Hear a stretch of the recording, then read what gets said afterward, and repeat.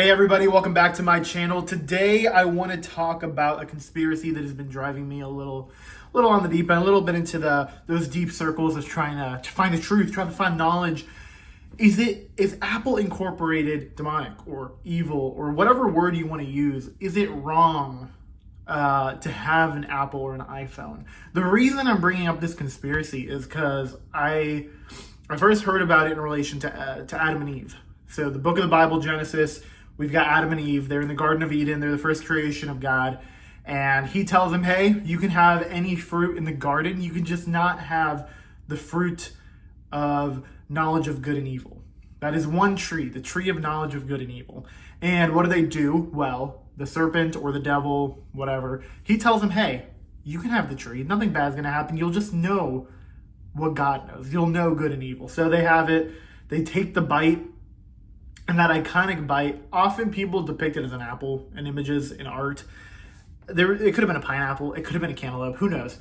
Whatever grows on a tree. I don't think cantaloupes grow on trees, so forget that part. But what's interesting is that bite looks very similar to the bite of the Apple logo. I don't know if you've ever thought about the Apple logo and why they chose a bite, but a lot of conspiracists believe that it was done to kind of have this like play on words of like the tree of good and evil, knowledge, and then Apple markets itself as a company of knowledge, innovation, technology, all that kind of stuff. So like Adam and Eve, their eyes were opened to the truth. They understood good and evil because of the knowledge that they obtained. Can you kind of relate that to the iPhone, which has AI? You can Google anything you want. You can see a lot of good things, a lot of bad things. Like you can see some really nasty things out on the internet. I'm just gonna put that out there. If you know, you know. But I don't know. Part of me is just thinking, why Apple? Now there is, if I'll put it here, the definition in Latin of the word apple is malum. So malum is apple in Latin, but it could also mean bad. It can also mean evil. So are they doing a play on words with apple, evil, bad to kind of represent the birth of the iPhone, the smartphone technology? I mean, I'm recording on an iPhone, so obviously there's some good that can come of it. I mean, you can communicate with people, but I don't think people are built to know as much as we know. Like people back then, like they had their people in their village, they had their family members, their friends, but they weren't in the know of everything. Like I feel like, and I could be wrong, but I feel like depression, anxiety has only gone up with the iPhone. I feel like every day we're hearing tragic news on the internet that we would never have known otherwise, because things only spread through word of mouth. And so, I don't know. I think there's good that can come with knowledge. I think we've made incredible advancements. We'll see how AI goes. I personally think we'll be taken over at some point, because AI will be a lot smarter than us, and we won't be able to control it. But you can see some good with it. Like we've developed medicine has gone through the roof. Science has done a lot of great miracles and technology and stuff. But what's like, is it worth the bad that's coming of it? Like people can stalk each other. People deal more with comparison because of social media. I feel like people have just become more desensitized to things. Like you can watch people die on the internet and it's just out there for the world to see. So I don't know. I'm more leaning towards the fact that iPhones are probably bad. And don't even get me started on how we idolize them. I mean, idolatry is a sin in the Bible, and I would argue that our iPhones are present-day idols in our lives. I mean, we never leave without them. They're a part of every part of our day. We use them to call people. We use it for a flashlight. We use it for a calculator. We use it to pay for things because we don't need money anymore. All we have to do is tap.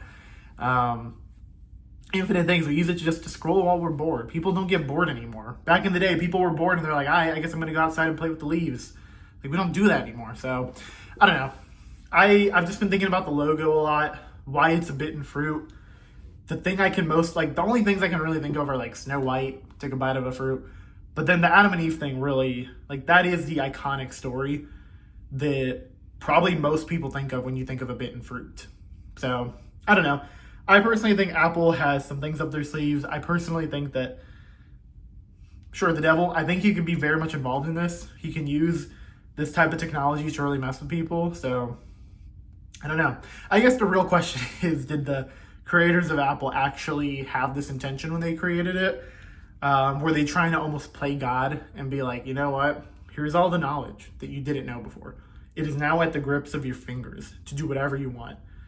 So I'm a little afraid for our future personally. I'm a little afraid of what like like I know that there's like ideas of implanting chips in people's brains, and we'll have like phones in our minds, or I don't know, just AI robots. Like all of it's just kind of making me uneasy. And I started reflecting on kind of like the inception of it, which really I think was the smartphone. Obviously, people back in the day freaked out about the TV coming out. I remember my dad said my aunt freaked out when the microwave came out because she's like, it feels wrong.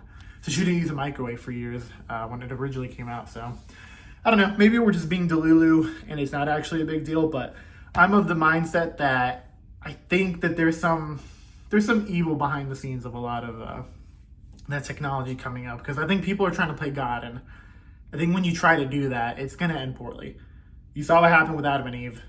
We saw them fall into temptation of like wanting to know more, and I think humans are just constantly repeating that cycle of wanting to know more and be more like God. So we'll see how playing God really works out for us. But in the meantime, take care. Hope this didn't drag you down. See ya.